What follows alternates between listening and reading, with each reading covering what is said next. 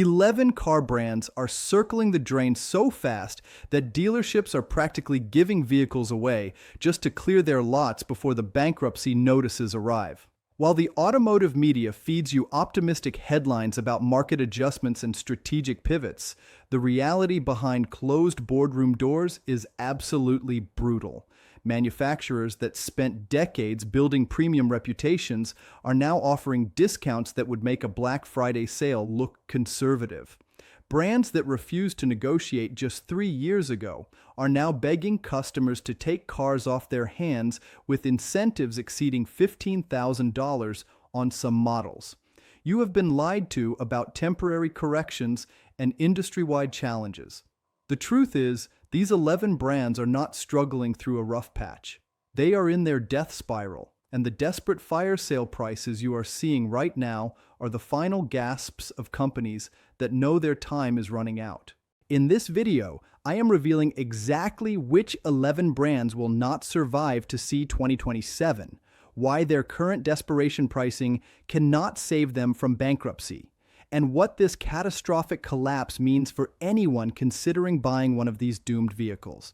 Make sure you subscribe right now because what I am about to expose will change how you look at every car dealership you drive past. Number 11, Subaru. The all-wheel drive specialist that convinced America it needed all-wheel drive on every vehicle is running out of tricks and running out of time.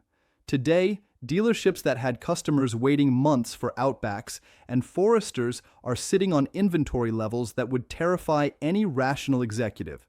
Some dealers report having 90 days worth of unsold vehicles collecting dust on their lots, an eternity in the automotive business, and a screaming red flag that demand has evaporated.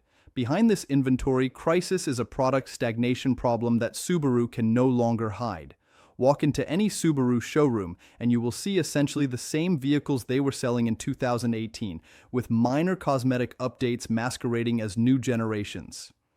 This lack of genuine innovation has created a technology deficit that is driving younger buyers straight into the arms of competitors. Industry data reveals that Subaru's average buyer age has crept up to nearly 54 years old, one of the oldest demographics in the entire automotive sector. When your customer base is literally aging out of car buying years and you are failing to attract replacements, you are not building a sustainable business. You are managing a slow-motion collapse. The desperation is becoming visible in their pricing strategy. Subaru dealers who once refused to negotiate are now offering 0% financing for 72 months, multiple months of free payments, and cash rebates that make their previous no-haggle pricing philosophy look like ancient history. Every manufacturer now offers all-wheel drive. Every competitor has matched or exceeded Subaru's safety ratings, and Korean brands are delivering better warranties, more features, and lower prices. The warranty situation exposes another critical weakness that Subaru desperately tries to hide from potential buyers. While competitors extend coverage to 10 years and 100,000 miles, Subaru clings to outdated 3-year, 36,000-mile basic warranties that signal a company unwilling to stand behind its products. This warranty gap matters enormously when buyers compare value propositions across brands. Number 10, Mitsubishi. The forgotten Japanese brand that most Americans did not realize still existed until they saw the going out of business sale prices. Their current situation is so dire that industry insiders are not asking if Mitsubishi will exit the American market, but rather when the official announcement will come. Mitsubishi's model lineup has shriveled to barely 4 vehicles, and calling some of them competitive would be generous. The Mirage, their entry-level offering, is so outdated that automotive journalists struggle to find anything positive to say beyond it has 4 wheels and an engine. Consumer Reports recently ranked it as one of the worst new cars you can buy at any price. Their dealer network is collapsing in real time as franchise owners abandon the brand. 3 years ago, Mitsubishi had over 330 dealerships across America. Today, that number has fallen below 300 and is dropping monthly. Each closure creates a death spiral effect. Fewer dealers mean less market coverage, which means fewer sales, which means remaining dealers become less profitable, which leads to more closures. The resale value catastrophe facing current Mitsubishi owners represents one of the worst depreciation disasters in modern automotive history. A 3-year-old Outlander retains barely 50% of its original value, compared to competitors like the Honda CR-V that retain over 65%. Most telling is the absolute silence from Mitsubishi corporate about future product plans. What remains is a zombie brand stumbling through its final years, sustained only by corporate pride that refuses to admit defeat. The marketing budget has been slashed to almost nothing, with Mitsubishi essentially invisible in prime advertising slots where healthy automakers spend millions building brand awareness. When was the last time you saw a Mitsubishi commercial during a major sporting event or primetime programming? This advertising absence reflects a company that has already given up on American market share. Number 9. Jaguar. British luxury has officially died in America, and Jaguar's collapse represents the most spectacular facet of automotive brand value in recent history. Today, Jaguar dealers are offering discounts so extreme they would make used car salesmen blush, with some F-Pace models advertised at 25% below manufacturer's suggested retail price before negotiations even begin. Jaguar's reliability nightmare has destroyed any remaining consumer confidence. Consumer Reports reliability ratings place Jaguar at the absolute bottom of all brands, with predicted reliability scores so poor that their own data analysts had to verify the numbers were not calculation errors. The consequences appear in Jaguar's resale values, which have fallen off a cliff. A 3-year-old F-Type that originally sold for $80,000 now struggles to fetch $35,000 in the used market. That is over 50% depreciation in just 36 months. Parent company Tata Motors has clearly given up on Jaguar's American operations. New model introductions have slowed to a trickle. Promised electric vehicles have been delayed indefinitely. Marketing budgets have been slashed to almost nothing.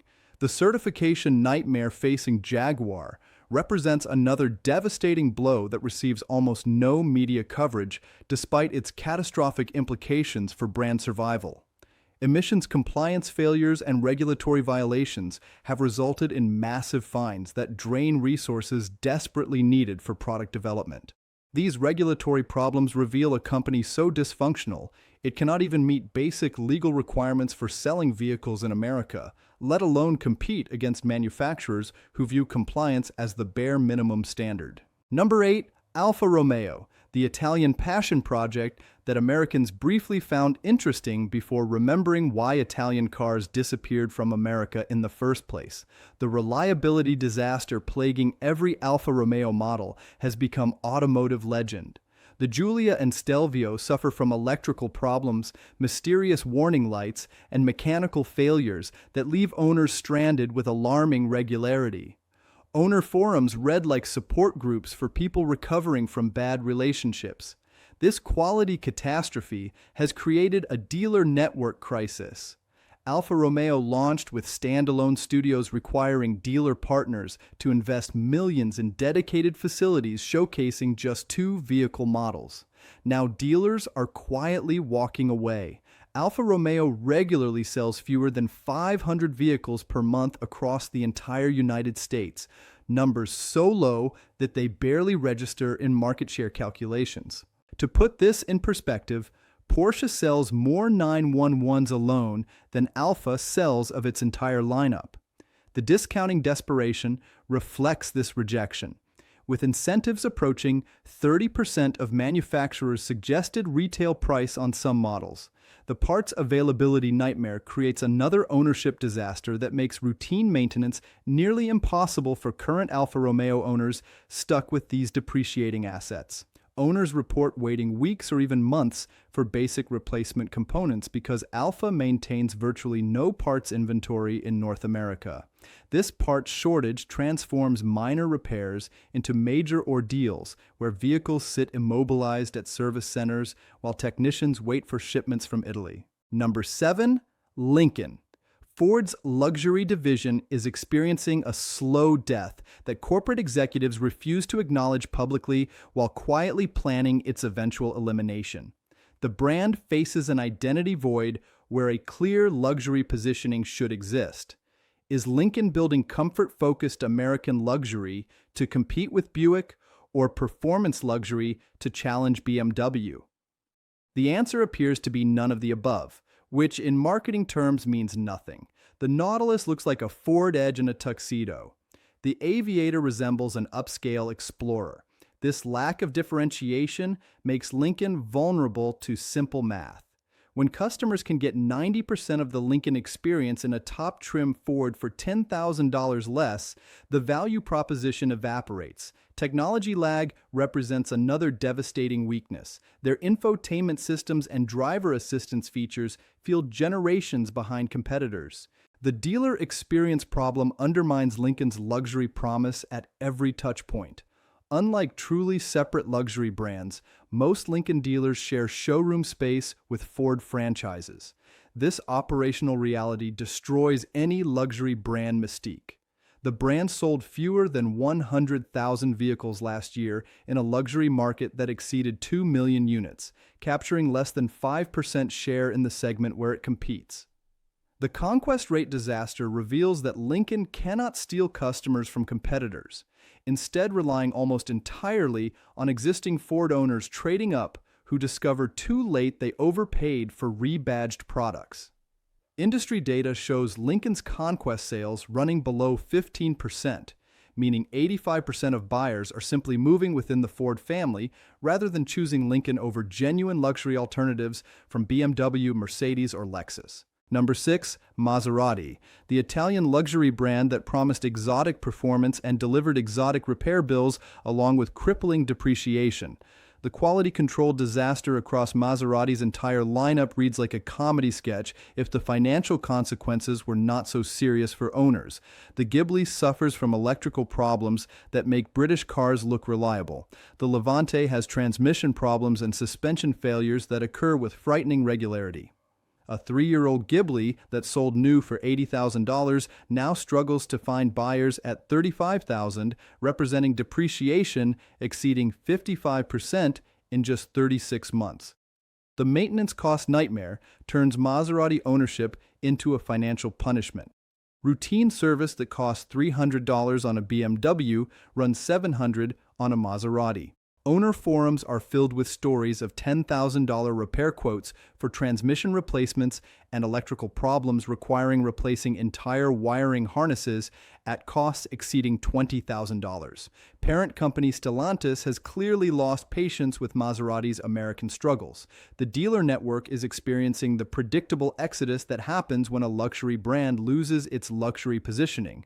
The insurance cost catastrophe represents another hidden expense that destroys any remaining value proposition for Maserati ownership beyond the inflated purchase price and brutal depreciation.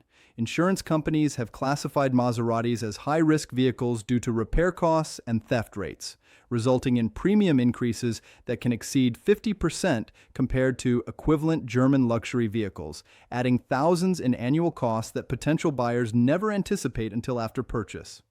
Number 5, Polestar, the electric vehicle brand that nobody asked for and even fewer people are buying despite massive investments from Volvo.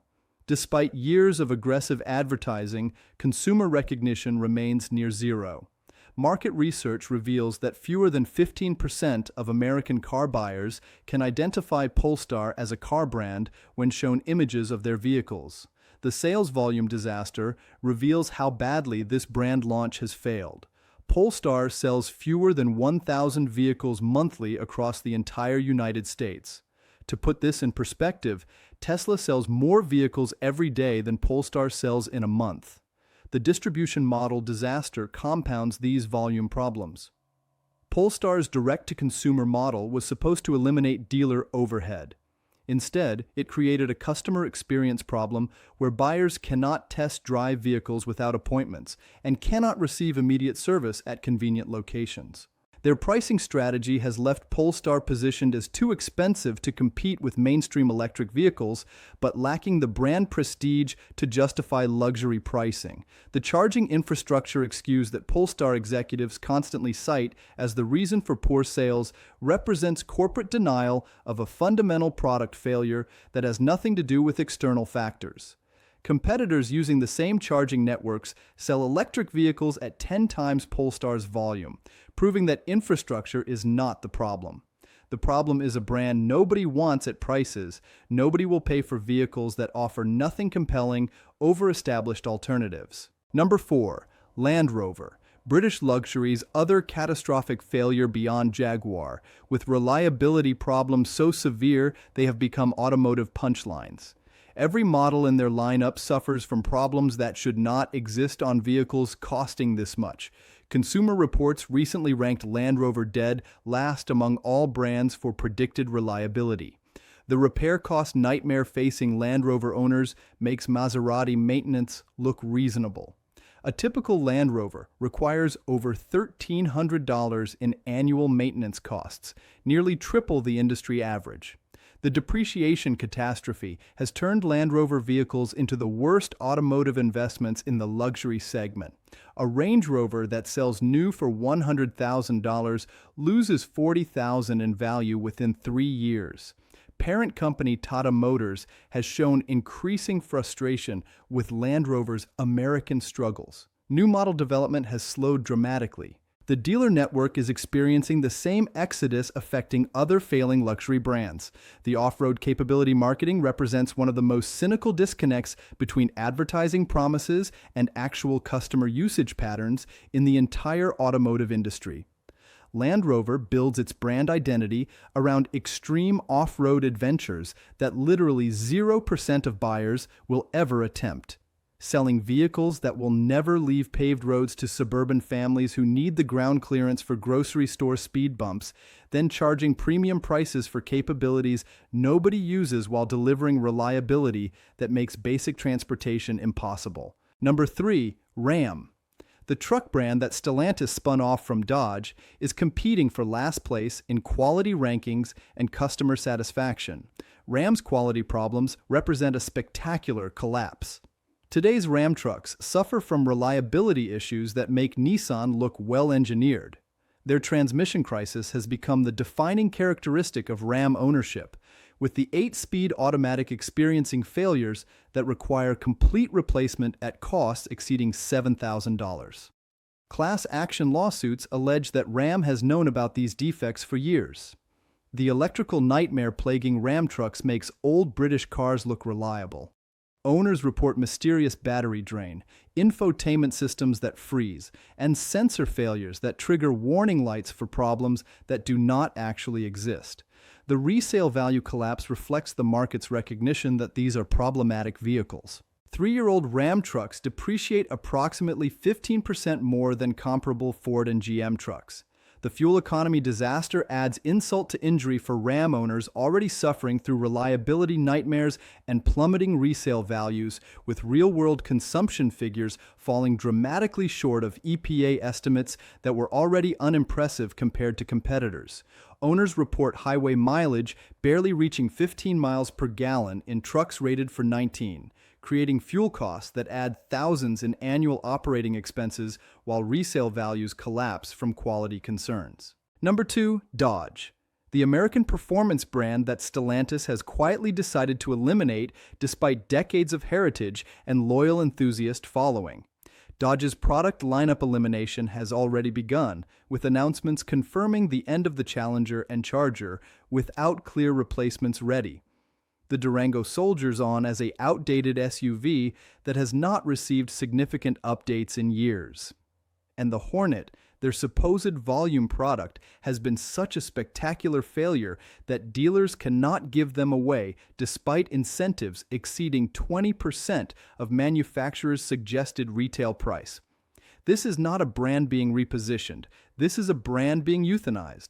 The muscle car death represents the end of an American automotive era, with Dodge's Hellcat and Demon variants delivering absurd horsepower numbers that customers loved even if they made no practical sense.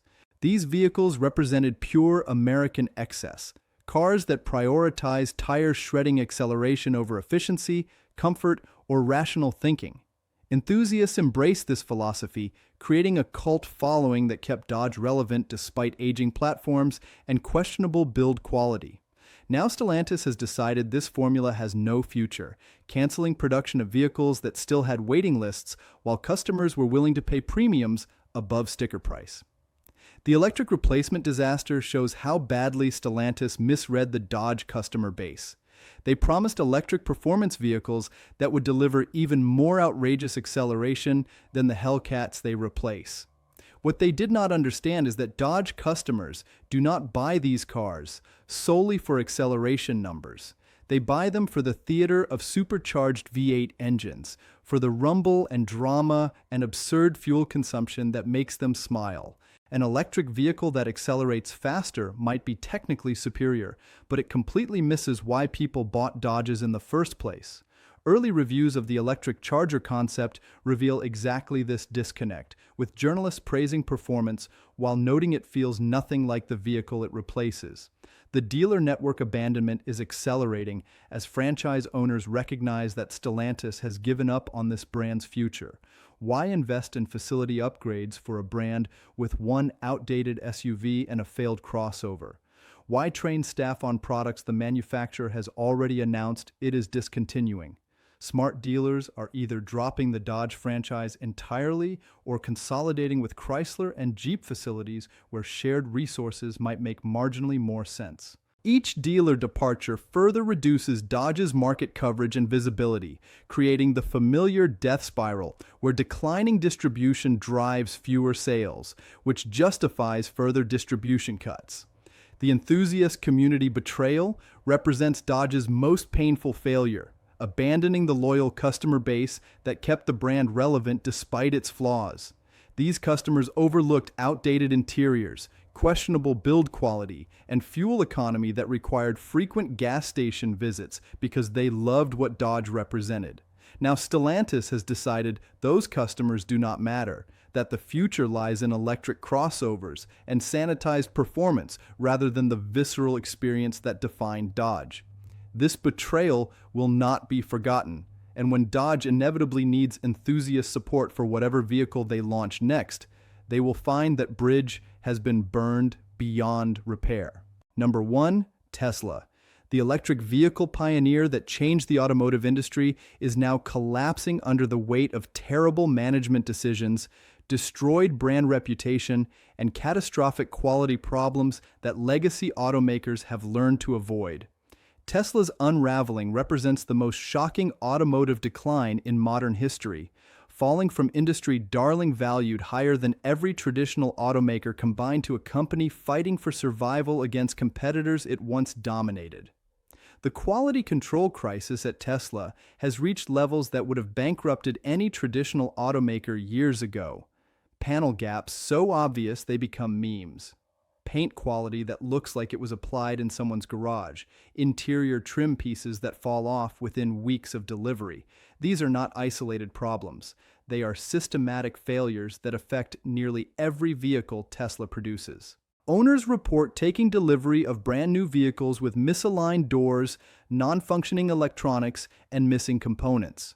The excuse that Tesla is a new company learning to build cars no longer works when they have been manufacturing vehicles for over a decade and still cannot match quality standards that Honda achieved in the 1980s. The customer service nightmare has become the defining characteristic of Tesla ownership. The company that promised to revolutionize car buying has created the worst ownership experience in the industry. Service centers are overwhelmed and understaffed, leaving customers waiting weeks for appointments to address problems that should never exist. Mobile service technicians show up without the parts needed to complete repairs, requiring multiple visits for simple fixes. And when something major goes wrong, customers report being ignored by service departments that seem actively hostile to helping people. This is not customer service. This is customer abuse. The demand collapse is evident in inventory levels that Tesla desperately tries to hide through accounting games and delivery incentives. The company that once had waiting lists stretching months or years now has thousands of unsold vehicles sitting in lots around the world. They have slashed prices repeatedly, offered free charging, included full self-driving software at no cost, and still cannot move inventory fast enough. These are not strategic pricing adjustments. These are panic moves from a company watching demand evaporate in real time. The resale value catastrophe facing Tesla owners represents one of the worst depreciation disasters in automotive history. Model 3s purchased just 2 years ago have lost over 40% of their value, depreciation that exceeds luxury vehicles and approaches exotic car territory. Model Y values are collapsing even faster as new inventory floods the market with price cuts that destroy the value of existing vehicles. This depreciation makes Teslas essentially unleashable without massive manufacturer subsidies, eliminates any equity for owners trying to trade up, and there you have it, 11 brands that are absolutely going bankrupt.